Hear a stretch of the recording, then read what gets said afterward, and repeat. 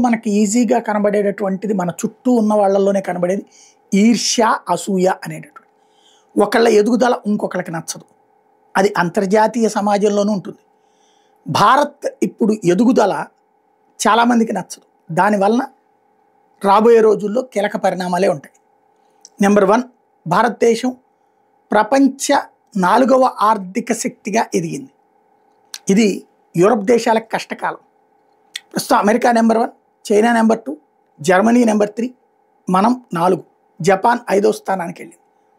ఇది జపాన్కి నచ్చుతుందా, రష్యాకి నచ్చుతుందా? ప్రపంచ దేశాలన్నిటికీ మన మీద ఈర్ష్య పెరుగుతుంది. నెంబర్ 1. నెంబర్ 2, మన పొరుగున ఉన్నటువంటి చైనాకి అతిపెద్ద ఈర్ష్య. ఎందుకంటే అది నెంబర్ 2లో ఉంది. ఇప్పుడు మనం నెంబర్ 4లో ఉన్నాం. నెంబర్ 3కి నెక్స్ట్ వస్తాం. వాళ్ళతో పోటీ పడుతున్నాం. మ్యానుఫ్యాక్చరింగ్ సెక్టార్లో పోటీ పడుతున్నాం, ఫార్మా రంగంలో పోటీ పడుతున్నాం, క్లాత్స్ రంగంలో పోటీ పడుతున్నాం, ఎలక్ట్రానిక్స్ రంగంలో పోటీ పడుతున్నాం. అది వాళ్ళకి నచ్చదు.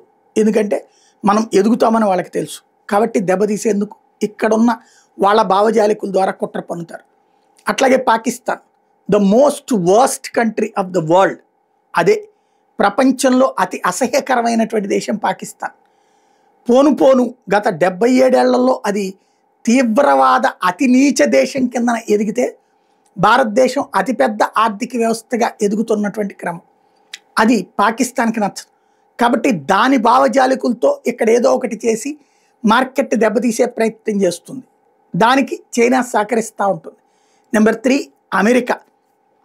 ఏదైతే అంతర్జాతీయంగా మన ఎదుగుదల అన్నటువంటిది వాళ్ళ అండర్లో ఉండాలని కోరుకుంటుంది. కానీ మనం స్వతంత్రంగా ఎదుగుతున్నాం. అవసరమైనప్పుడు అమెరికాకి అండగా ఉంటాం, అవసరం వద్దనుకుంటే రష్యాకి అండగా ఉంటాం. మన దేశ ప్రయోజనాలు ముఖ్యంగా ముందుకు వెళ్తున్నాం. ఇది అమెరికాకి నచ్చదు. రష్యాని శత్రువుగా చూడాలి, చైనాని శత్రువుగా చూడాలి.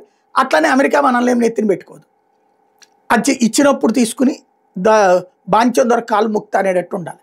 అది భారత్కి అసాధ్యమైనటువంటి పని. ఆత్మగౌరవంతో బ్రతికే దేశం ఇది, దానికి నచ్చదు.